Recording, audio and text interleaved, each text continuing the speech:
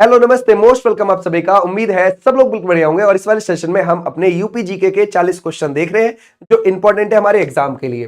देखो, हमारा पहला पहला क्वेश्चन है ये कि उत्तर प्रदेश में सर्वाधिक गन्ना उत्पादन किस क्षेत्र में होता है। यहां हमसे एरिया पूछा है, तो एरिया में है पश्चिम Uttar Pradesh is the right answer. पश्चिम उत्तर प्रदेश में कई सारी आपको चीनी मिल भी देखने को मिल जाएंगी। क्या देखने को मिलेंगी? चीनी मिल। और आपको यहां पर जैसे कि आप देखोगे मुजफ्फरनगर को देख रहे हो, जैसे आप बागपत को देख रहे हो, जैसे आप शामली को देख रहे हो, जैसे आप देख रहे हो बुलंदशहर को, जैसे आप देख रहे हो यहां पर सहारनपुर को, ओके भाई सहारनपुर को, जैसे आप देख रहे हो मेरठ को। इस तरफ आपको बहुत ज्यादा गन्ने का उत्पादन आपको होता हुआ मिलेगा। आ जाओ भी नेक्स्ट पर। अगर हम देखें उत्तर प्रदेश का कौन सा जिला उत्तर भारत का मैनचेस्टर बोला जाता है, तो वो बोला जाता है लेदर सिटी को। इसको लेदर सिटी भी बोला जाता है, कानपुर को ध्यान रखना, लेदर सिटी भी बोला जाता है। और ये उत्तर भारत का मैनचेस्टर भी है और गंगा के किनारे बसा है। गंगा के आपको राइट पर ये बसा हुआ मिल जाएगा। अच्छा, अगर हम देखें इसी में जैसे पूरे भारत का मैनचेस्टर किसको बोला जाता है? अहमदाबाद को बोला जाता है, पूरे भारत का मैनचेस्टर। अगर हम देखें दक्षिण भारत का मैनचेस्टर किसको बोला जाता है, तो वो कोयम्बटूर को बोला जाता है। किसको? कोयम्बटूर को। और ये आपको तमिलनाडु में देखने को मिलेगा, कोयम्बटूर। ओके भाई, आ जाओ। बोलता है उत्तर प्रदेश में सबसे बड़ा राष्ट्रीय उद्यान आपको कहां पर देखने को मिलेगा और वो कौन सा है? पहली बात ये है सबसे बड़ा राष्ट्रीय उद्यान आपको कौन सा देखने को मिलेगा? दुधवा राष्ट्रीय उद्यान देखने को मिलेगा। कहां मिलेगा? लखीमपुर खीरी में आपको देखने को मिलेगा। लखीमपुर खीरी में, ये भी आप ध्यान रखोगे, लखीमपुर खीरी आपका सबसे बड़ा जिला भी है। याद रखोगे, सबसे बड़ा जिला एरिया में आपको यूपी का देखने को मिलेगा। ठीक है भाई, यूपी का आपको क्षेत्रफल में सबसे बड़ा ये आपको जिला भी देखने को मिल जाएगा। और दुधवा राष्ट्रीय उद्यान आपको वहीं पर देखने को मिल जाएगा। ठीक है भाई, क्लियर हो जाएगा। आ जाओ नेक्स्ट पर। बोलता है इसमें से 3 तलाक कानून का मसौदा सबसे पहले किस राज्यसभा सदस्य के द्वारा प्रस्तुत किया गया था? अगर हम देखें हमारा राइट आंसर क्या हो जाएगा? रविशंकर प्रसाद इज द राइट आंसर। और 2017 में किया गया था। ठीक है भाई, आ जाओ नेक्स्ट पर। बोलता है उत्तर प्रदेश में ताज ट्रपेजियम जोन यानी कि टीटीजेड ये किससे संबंधित है? क्या आप लगाओगे? पर्यटन विकास से है, या फिर पर्यावरण संरक्षण से है, या फिर औद्योगिक क्षेत्र से है, या फिर आप लगाओगे इसमें से कृषि क्षेत्र से आपको लगता है। तो ये किससे है? पर्यावरण संरक्षण। ताजमहल और उसके आसपास का एरिया प्रदूषण से खराब ना हो, संरक्षित रहे, ये इसके लिए है। तो हमारा राइट आंसर हो जाएगा B is the right answer यहां पर। ओके भाई, क्योंकि भाई ताजमहल संगमरमर से बना हुआ है और प्रदूषण से बहुत ज्यादा खतरा होता है संगमरमर को। अगर हम देखें उत्तर प्रदेश में सर्वाधिक लंबाई किस नदी की है, तो वो आपको देखने को मिलेगी गंगा। गंगा 1450 किलोमीटर बहती है। कहां पर? यूपी में। और टोटल जो गंगा की लंबाई है वो है 25-25 किलोमीटर, यानी कि 2525 किलोमीटर। गंगा उत्तराखंड में अलकनंदा और भागीरथी मिलती हैं देवप्रयाग में, उत्तराखंड में। वहां से आगे ये गंगा बोली जाती है। ठीक है भाई, और ये गंगा यूपी में बिजनौर से एंटर कर जाती है। और यूपी का आखिरी जिला आपको मिलेगा बलिया। फिर उसके बाद ये कहां से चली जाएगी? बिहार में चली जाएगी। और अगर आप देखोगे फिर बिहार में होके फिर झारखंड के बॉर्डर पर होके फिर वेस्ट बंगाल में आती है। और वहां जाके वेस्ट बंगाल में 2 भाग में बट जाती है। एक भाग चला जाता है कहां? बांग्लादेश। दूसरा हुगली बन के वेस्ट बंगाल में बहता हुआ बंगाल की खाड़ी में गिर जाता है। तो ऐसे भी आप ध्यान रखोगे। ये लगभग 28 जिलों से बहती है यूपी के। ठीक है भाई, तो ऐसे भी आप ध्यान रख सकते हो गंगा को।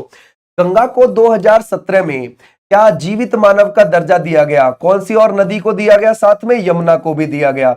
उत्तराखंड हाई कोर्ट ने ये इसको लिविंग ह्यूमन का दर्जा दिया था। ये हमारी नेशनल रिवर भी है गंगा। आज भी नेक्स्ट पर अगर हम देखें, ये पूछ रहा है भाई कि नैमिषारण्य है ये आपको किस जिले में देखने को मिलेगा? तो ये हमें सीतापुर में देखने को मिलता है। ये बात ध्यान रखना, ये आपको सीतापुर में देखने को मिल जाएगा। ये एक पवित्र स्थल माना जाता है। क्या आपको देखने को मिलेगा? ये पवित्र स्थल माना जाता है। ये भी आप ध्यान रखोगे। बोलता है उत्तर प्रदेश का कौन सा शहर ताला नगरी कहलाता है? तो ताला नगरी के लिए अलीगढ़ जाना जाता है। किसके लिए? अलीगढ़ जाना जाता है ताला नगरी के लिए। अच्छा, अगर हम देखें मुरादाबाद किसके लिए जाना जाता है भाई? मुरादाबाद ये पीतल के लिए जाना जाता है, पीतल के लिए। अगर हम देखें सहारनपुर किसके लिए जाना जाता है? सहारनपुर लकड़ी की नक्काशी के लिए जाना जाता है। लकड़ी की नक्काशी के लिए हम इसको जानते हैं। मेरठ किस लिए जाना जाता है? खेल के सामान के लिए जाना जाता है। खेल के सामान के लिए इसको जाना जाता है। ठीक है भाई, तो ऐसे भी आप ध्यान रख सकते हैं। आ जाओ भाई नेक्स्ट पर। उत्तर प्रदेश विधानसभा में कुल कितने आपको सदस्य लगते हैं टोटल? देखो, उत्तर प्रदेश में विधानसभा भी है और विधान परिषद भी है। विधान परिषद में 100 और विधानसभा में आपको 403 सीट देखने को मिलती हैं। लोकसभा की यूपी में 80 सीटें हैं और राज्यसभा की यूपी में 31 सीटें हैं। तो हमारा राइट आंसर हो जाएगा ये। यहां के सीएम कौन हो जाएंगे? योगी जी हो जाएंगे, और ये 2017 से 2022 तक पहले टर्म के लिए रहे थे और अभी 2022 से इनका ये दूसरा टर्म कंटिन्यू है। 2027 में ये ध्यान रखोगे अगले चुनाव यहां पर विधानसभा के होने जा रहे हैं। ठीक है भाई, क्लियर हो जाएगा? ओके। अब अगर आपसे यूं पूछा जाए कि भाई सबसे ज्यादा जो विधानसभा आपको सीटें देखने को मिल जाती हैं वो आपको कहां देखने को मिल जाएंगी? प्रयागराज में आपको देखने को मिल जाएंगी। 12 विधानसभा की सीटें हैं प्रयागराज में। ये भी आप ध्यान रखोगे, सबसे ज्यादा जनसंख्या वाला जिला भी है प्रयागराज। ओके, प्रयागराज गंगा और यमुना के संगम पर बसा हुआ है। ओके, आ जाओ भी नेक्स्ट पर। बोलता है झांसी की रानी है ना भाई लक्ष्मीबाई का संबंध आपको किस विद्रोह से लगता है? तो ये किससे था भाई? 1857 के विद्रोह से था। और ये झांसी से नेतृत्व कर रही थी और ये अपनी सेना को लेकर लड़ते लड़ते कहां तक पहुंच गई थी? ग्वालियर तक। और ग्वालियर में इनका सामना यूरोज की सेना से हुआ था। यूरोज ध्यान रखोगे ये अंग्रेजों की तरफ से लड़ रहा था और इसकी सेना से इनका सामना हुआ, तब जाके हार किसकी हो गई? झांसी की रानी की हुई और ये शहीद हो गई। ओके भाई, अगर हम देखें 1857 की क्रांति 10 मई 1857 में मेरठ से ही शुरू हुई थी। कहां से शुरू हुई थी? ये मेरठ से। और ये क्रांति 11 मई को कहां पर पहुंच गए क्रांतिकारी? 1857 में दिल्ली पहुंच गए और दिल्ली में जाके पूरी क्रांति का नेता किसको माना गया? बहादुर शाह सेकंड को, है ना भाई। बहादुर शाह सेकंड जो जफर के नाम से कविताएं लिखता था तो हम उसके जफर के नाम से भी जानते थे। पूरी क्रांति का नेता इसको बना लिया गया। ये बहुत बुजुर्ग था। तो वास्तव में नेतृत्व किसके पास था? बख्त खां के पास था। ये वास्तव में नेतृत्व करता थे बख्त खां। ठीक है भाई। अच्छा, अगर हम देखें उत्तर प्रदेश के मेरठ से नेतृत्व कौन कर रहे थे? कदम सिंह कर रहे थे। और अगर हम देखें मुजफ्फरनगर से कौन कर रहे थे भाई नेतृत्व? है ना भाई, वहां से कौन कर रहे थे? भगवान सिंह कर रहे थे। है ना भाई, भगवान सिंह कर रहे थे। मथुरा से कौन कर रहे थे? मथुरा से वो देवी सिंह कर रहे थे। ठीक है भाई, ध्यान रखोगे कौन कर रहे थे? देवी सिंह नेतृत्व कर रहे थे। ओके, ऐसे भी आप ध्यान रखो। लखनऊ से कौन नेतृत्व कर रहा था? बेगम हजरत महल, वाजिद अली शाह की ये दूसरी पत्नी थी। ओके भाई, ध्यान रखोगे बेगम हजरत महल, ऐसे भी आप ध्यान रख सकते हो। इनके बेटे का नाम क्या था बेगम हजरत महल के? बिजरिस कादिर था। और अगर आप देखोगे कानपुर से कौन कर रहे थे नेतृत्व? वो कर रहे थे नाना साहेब। ठीक है भाई, नाना साहेब का साथ कौन दे रहे थे? तात्या टोपे। तात्या टोपे ने रानी लक्ष्मीबाई का साथ भी दिया था। ओके भाई, उत्तर प्रदेश का कौन सा जिला नेपाल की सीमा से सर्वाधिक लंबाई है ना भाई रखता है या फिर सबसे लंबी सीमा बनाता है? तो वो कौन सा हो जाएगा? तो हमारा राइट आंसर हो जाएगा Lakhimpur Kheri is the right answer. आ जाओ भी नेक्स्ट पर। बोलता है उत्तर प्रदेश में सर्वाधिक सिंचाई किस स्रोत से होती है? तो सबसे ज्यादा नलकूप से होती है, ट्यूबवेल से होती है, यानी कि भूमिगत जल ज्यादा निकाला जाता है। ठीक है भाई, भूमिगत जल से ज्यादा होती है सिंचाई। आ जाओ नेक्स्ट पर। बोलता है चित्रकूट किस नदी के किनारे आपको देखने को मिलेगा? देखो, भगवान राम जी जो थे, है ना भाई, भगवान राम अपने भाई लक्ष्मण और अपनी पत्नी सीता जी, ठीक है भाई, तो उनके साथ रहे थे 14 साल वन में। 14 में से 11 साल जो वो रहे हैं वो कौन से इलाके में रहे हैं? चित्रकूट वाले में। और ये कौन सी नदी के किनारे है? मंदाकिनी नदी के किनारे आपको ये देखने को मिल जाएगा। आ जाओ भी नेक्स्ट पर। बोलता है उत्तर प्रदेश में सोनभद्र किस कारण से महत्वपूर्ण है? क्या वजह है, किस वजह से वो बहुत ज्यादा फेमस है? तो हमारा राइट आंसर है खनिज संसाधन की वजह से बहुत ज्यादा फेमस है सोनभद्र। पता है सोनभद्र में आपको ट्राइब्स देखने को मिलती हैं, जनजाति आपको देखने को मिल जाती है, ये भी आप ध्यान रखोगे। ठीक है भाई, क्लियर हो जाएगा। इसको हम क्या बोल देते हैं? ऊर्जा राजधानी बोल देते हैं, ऊर्जा राजधानी। ठीक है भाई, किसको बोल देते हैं इसको? है ना, सोनभद्र को बोल देते हैं, ऐसे भी आप ध्यान रखोगे। आ जाओ नेक्स्ट पर। उत्तर प्रदेश का कौन सा शहर पीतल नगरी कहलाता है? कौन सा हो जाएगा इसमें से? Moradabad is the right answer. Okay भाई। बोलता है इलाहाबाद उच्च न्यायालय की स्थापना ये कब की गई है? देखो, इलाहाबाद उच्च न्यायालय ये 1866 में बना था, लेकिन उस समय पर ये आगरा में था। फिर इसको 1869 में इलाहाबाद शिफ्ट कर दिया गया था। ओके भाई, ध्यान रखोगे। तो हमारा राइट आंसर क्या हो जाएगा? ये इलाहाबाद को अब क्या बोलते हैं? इसको हम प्रयागराज बोलते हैं। ठीक है भाई, लेकिन इलाहाबाद हाई कोर्ट का नाम अभी इलाहाबाद ही है, ये ध्यान रखना। आ जाओ नेक्स्ट पर।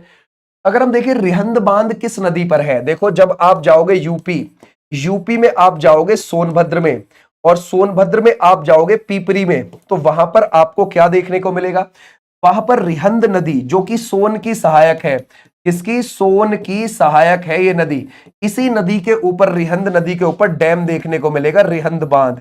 जिस बांध को हम क्या बोल देते हैं, गोविंद वल्लभ पंत है ना भाई, ध्यान रखोगे, गोविंद वल्लभ पंत डैम बोल देते हैं, वल्लभ पंत डैम। और इस डैम के पीछे जो बनी हुई झील है उसको गोविंद वल्लभ पंत सागर झील बोल देते हैं। तो वो आर्टिफिशियल झील हो गई, कृत्रिम झील हो गई, यानी कि मानव के द्वारा पानी रोककर नदी का बनाई गई झील। बोलता है उत्तर प्रदेश में सर्वाधिक गेहूं उत्पादन ये किस क्षेत्र में होता है, जरा बताओ सबसे ज्यादा। तो हमारा राइट आंसर हो जाएगा पश्चिम उत्तर प्रदेश में। और आपको पता है भाई यूपी जो है वो गेहूं के उत्पादन में वो टॉप पर है, ठीक है भाई।